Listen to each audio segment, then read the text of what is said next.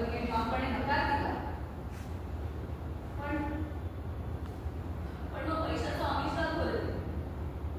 त्यांच्या हातामध्ये सोन्याच्या बांगड्या पडल्या.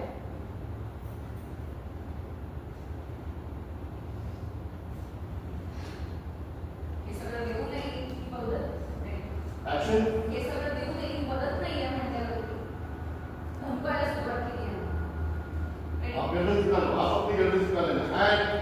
ऍक्शन. हे सगळं करूनही मदत नाहीये म्हणल्यावरती धमकायला सुरुवात केली. म्हणली की पोलिसांमध्ये फोकस आहे माझी चांगलीच ओळख आहे. जिथे जिथे तू कामं करतेस ना तिथे तिथे सगळीकडे चोरीचा आरोप लावला तुझ्यावर. पत्रिका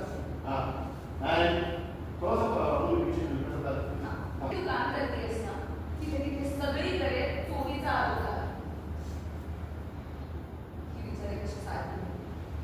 नवरा आजारी असतो, तिचा 15 ते मूल आहे, संसारचा सगळा गाडा ती एकटी सोडते. अशा ती घाबरली आणि